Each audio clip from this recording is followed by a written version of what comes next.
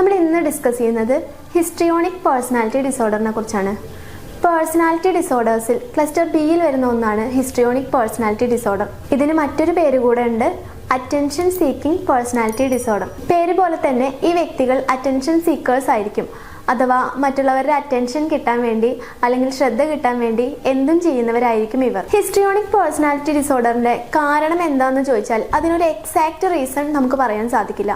എങ്കിലും ഇത് സാധാരണയായി കണ്ടുവരുന്ന കാരണങ്ങൾ എന്തൊക്കെയാണെന്ന് നമുക്ക് നോക്കാം. നമ്പർ 1, ജനിതകമായിട്ടുള്ള കാരണങ്ങൾ കൊണ്ട് അല്ലെങ്കിൽ പാരമ്പര്യമായിട്ട് ഹിസ്ട്രിയോണിക് പേഴ്സണാലിറ്റി ഡിസോർഡർ വരാറുണ്ട്. അതായത് നമ്മുടെ പാരൻസിനോ അല്ലെങ്കിൽ നമ്മുടെ സഹോദരങ്ങൾക്കോ അങ്ങനെ നമ്മുടെ ഫാമിലി ഹിസ്റ്ററിയിൽ ആർക്കെങ്കിലും ഒക്കെ ഉണ്ടെങ്കിൽ അവരിൽ നിന്ന് നമുക്ക് കിട്ടാനുള്ളൊരു സാധ്യതയുണ്ട്. നമ്പർ 2, എൻവയോൺമെന്റൽ ഫാക്ടേഴ്സ് കാരണം അല്ലെങ്കിൽ ചില ചൈൽഡ്ഹുഡ് ട്രോമാസ് ഒക്കെ കാരണം, അതായത് നമ്മുടെ ചെറുപ്പകാലത്തോ മറ്റും, അതായത് നമ്മുടെ പാരൻസിൽ നിന്നോ ടീച്ചേഴ്സിൽ നിന്നോ ഒക്കെ വേണ്ട രീതിയിലുള്ള ഒരു അറ്റൻഷൻ ചെറുപ്പകാലത്ത് കിട്ടിയിട്ടില്ലെങ്കിൽ അല്ലെങ്കിൽ നമ്മൾ നന്നായിട്ട് പരിഗണിച്ചിട്ടില്ലെങ്കിൽ അത്തരത്തിലുള്ള കുട്ടികളിലൊക്കെ പിന്നീട് കണ്ടിട്ടുണ്ട്.